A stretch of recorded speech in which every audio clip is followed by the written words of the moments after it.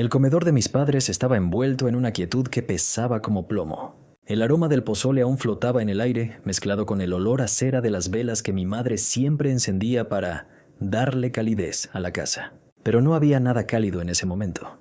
Todos los ojos estaban fijos en el contrato de arrendamiento que había dejado sobre la mesa, como si fuera una bomba a punto de estallar. Mi hermano Javier, con el rostro pálido y las manos inquietas, intentaba explicar lo inexplicable. «Es solo un trámite, Clara, no es lo que piensas», balbuceó, pero su voz temblaba. Mi padre, sentado en su silla de siempre, con ese aire de autoridad que nunca soltaba, frunció el ceño y gruñó. «¿De qué está hablando tu hermano?» Mi tía Carmen, siempre la mediadora, intentó cambiar el tema con un comentario sobre el postre, pero nadie la siguió.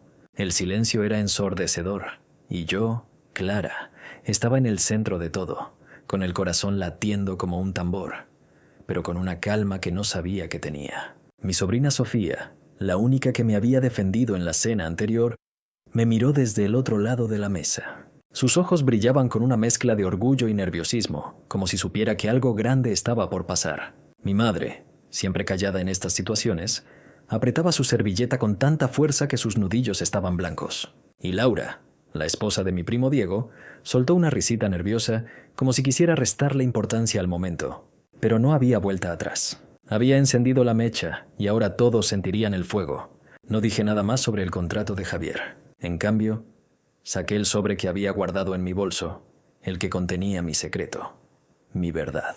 Lo puse sobre la mesa, junto al contrato de arrendamiento, y miré a mi padre directo a los ojos. «Papá, dijiste que soy un fracaso porque no tengo casa propia. Quiero que veas esto».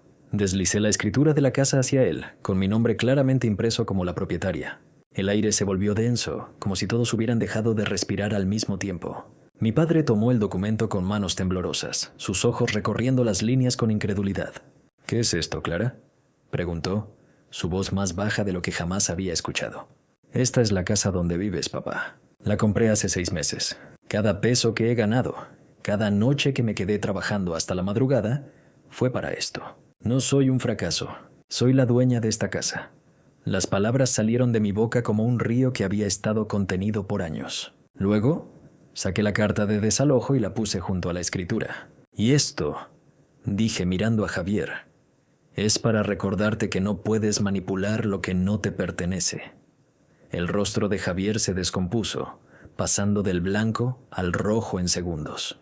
Mi padre dejó caer la escritura sobre la mesa como si quemara. Mi madre soltó un gemido suave y Laura, por primera vez, no tuvo nada que decir. El comedor estalló en un caos silencioso. Nadie gritó, nadie se levantó, pero las miradas lo decían todo. Mi tía Carmen se cubrió la boca con la mano, Diego miraba al suelo como si quisiera desaparecer, y Sofía, mi valiente sobrina, me dio una sonrisa que valía más que cualquier palabra. Javier intentó hablar, pero solo logró un murmullo incoherente. Mi padre, el hombre que siempre había tenido la última palabra, estaba mudo, sus manos apretando los brazos de su silla como si fuera lo único que lo mantenía en pie. Esa noche, cuando todos se fueron, me quedé sola en la casa.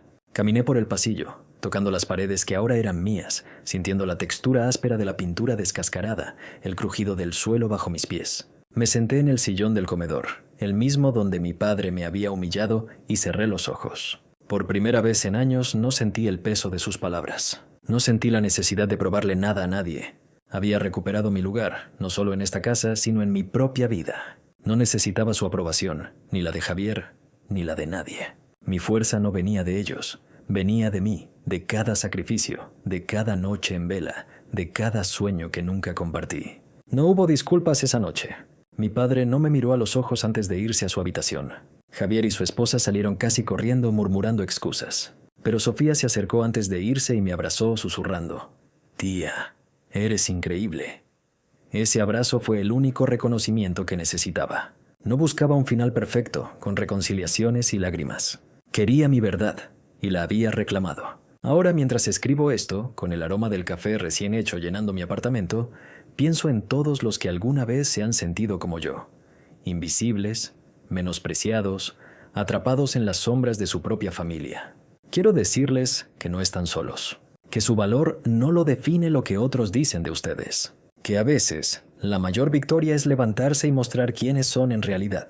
¿Alguna vez has sentido que tu familia no ve tu verdadero valor? ¿Has guardado un secreto que podría cambiarlo todo? Cuéntame tu historia, porque todos merecemos ser escuchados y todos merecemos nuestro lugar en la mesa. Los días después de la cena familiar se sentían como caminar descalza sobre vidrios rotos. Cada mañana, al abrir los ojos, las palabras de mi padre resonaban en mi cabeza. Fracaso, sin casa propia, nada que mostrar. Y luego, como un eco cruel, la voz de mi hermano Javier confirmando esa sentencia. Me miraba en el espejo de mi pequeño baño, con el olor a jabón de lavanda llenando el aire, y me preguntaba cuánto tiempo más podría soportar sus juicios. Pero no estaba lista para rendirme. No todavía. En mi escritorio, bajo una pila de facturas, estaba ese sobre que guardaba mi secreto. Lo toqué con la punta de los dedos como si fuera una granada a punto de explotar. No era solo papel. Era la prueba de que yo no era lo que ellos pensaban. Esa semana, mientras clasificaba recibos para un cliente, recibí un mensaje en mi celular. Era de mi prima Laura, la esposa perfecta de mi primo Diego, siempre con su sonrisa de comercial de pasta dental. El mensaje decía: Clara, ¿por qué no vienes a la reunión de planeación del aniversario de mis suegros? Todos estaremos ahí, será divertido. Sonaba inocente, pero algo en el tono me hizo sospechar. Laura nunca me incluía en nada a menos que quisiera presumir algo o, peor aún, dejarme en ridículo. Decidí ir, no porque quisiera, sino porque necesitaba entender hasta dónde llegaba la traición en mi familia. La reunión era en la casa de mis tíos, un lugar que siempre olía a incienso y a limón recién cortado. La mesa del comedor estaba cubierta de planos, listas de invitados y fotos de mis padres en sus años de juventud. Todos hablaban al mismo tiempo, planeando una gran fiesta para el 40 aniversario de bodas de mis padres. Yo me quedé en un rincón, con una taza de té que quemaba mis manos, observando.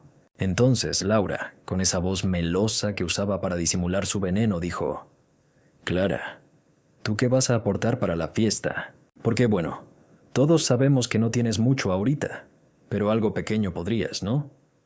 Sus palabras eran un dardo disfrazado de amabilidad. Mi tía Carmen asintió, y mi hermano Javier, sentado junto a su esposa, ni siquiera levantó la mirada de su celular. Fue entonces cuando lo vi. Entre los papeles desordenados en la mesa, había un documento que no debería estar ahí.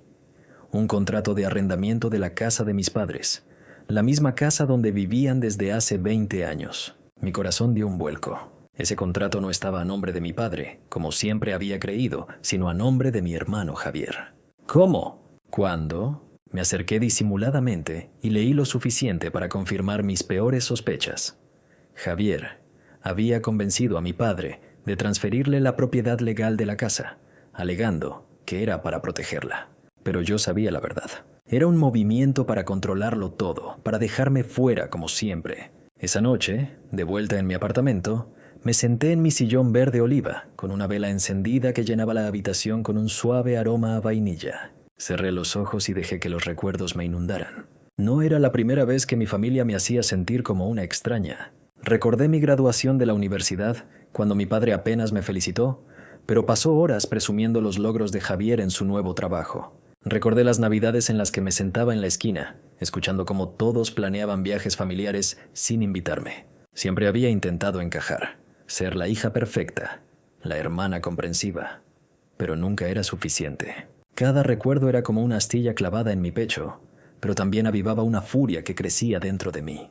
Me levanté y caminé hacia mi escritorio. Abrí el sobre que había guardado con tanto cuidado. Dentro estaba la escritura de la casa, mi casa, la que había comprado en secreto hace 6 meses, usando cada centavo que había ahorrado durante años.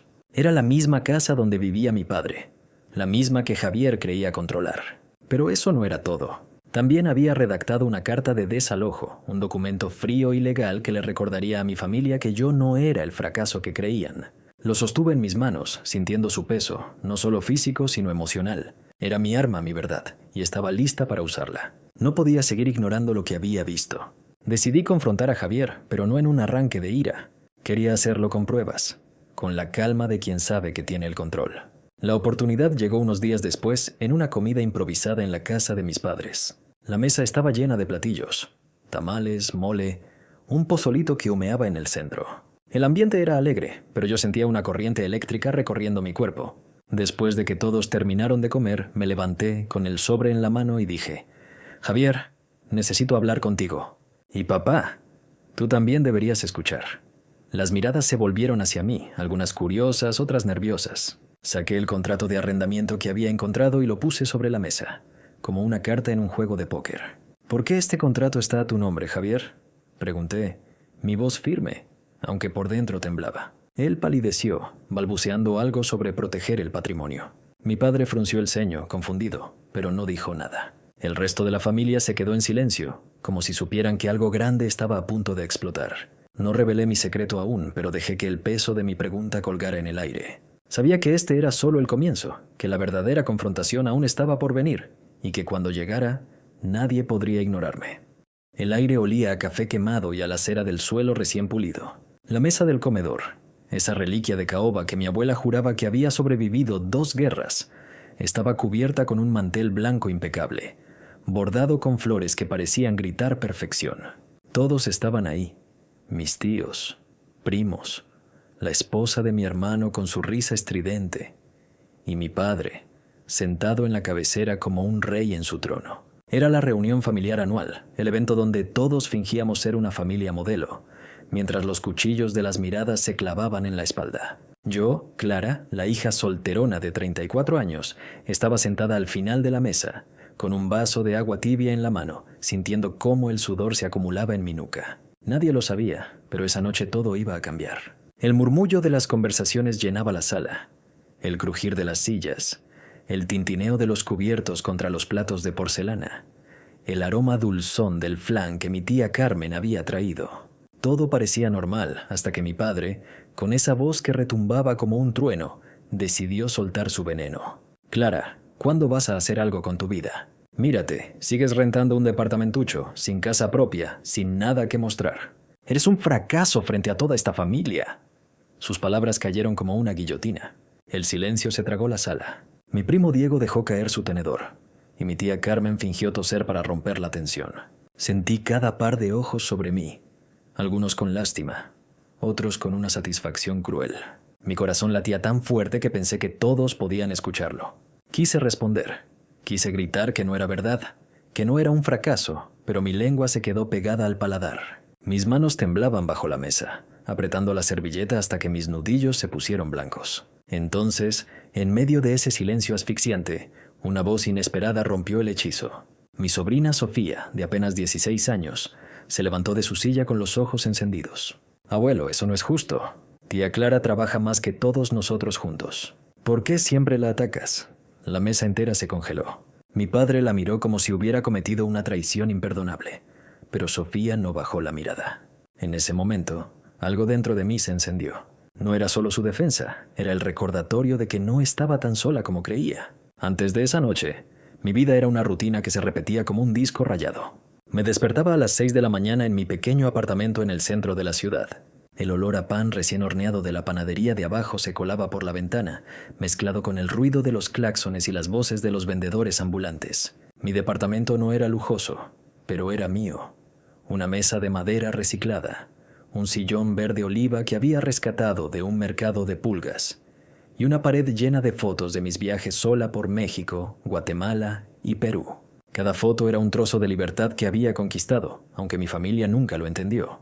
Trabajaba como contadora freelance, pasando horas frente a mi laptop, con el zumbido del ventilador como único compañero. Mis días estaban llenos de números, facturas y correos electrónicos, pero también de sueños que guardaba en secreto. Nadie en mi familia sabía que, durante los últimos 3 años, había ahorrado cada peso extra, renunciando a cenas elegantes y vacaciones con ellos, para cumplir un objetivo que me quemaba por dentro. Pero esa noche, sentada en esa mesa, con el eco de las palabras de mi padre resonando en mi cabeza, no estaba lista para revelar mi verdad. No todavía. Después de la explosión de mi padre y la intervención de Sofía, la cena continuó con una incomodidad que se podía cortar con un cuchillo. Intenté mantener la compostura, sonriendo cuando alguien me hablaba, pero mi mente estaba en otro lado. Mientras recogía los platos, escuché a mi hermano Javier susurrar con su esposa en la cocina. Clara siempre ha sido así, nunca va a cambiar. Papá tiene razón, ¿sabes? No tiene nada propio, siempre dependiendo de los demás. Sus palabras fueron como un puñetazo en el estómago. Javier, mi hermano mayor, el que supuestamente siempre me había protegido, estaba de acuerdo con nuestro padre. No era solo un comentario al azar, era una traición. Me escondí en el baño, con el grifo abierto para que nadie escuchara mi respiración agitada. Miré mi reflejo en el espejo, las ojeras marcadas, el cabello recogido en un moño desordenado. ¿Realmente soy un fracaso?, me pregunté, pero entonces recordé algo. Un sobre escondido en mi bolso, un documento que nadie en esa casa imaginaba. Era mi as bajo la manga, mi secreto, mi venganza silenciosa. No dije nada esa noche. Dejé que las palabras de mi padre y de mi hermano se acumularan como leña seca, esperando la chispa que yo misma encendería.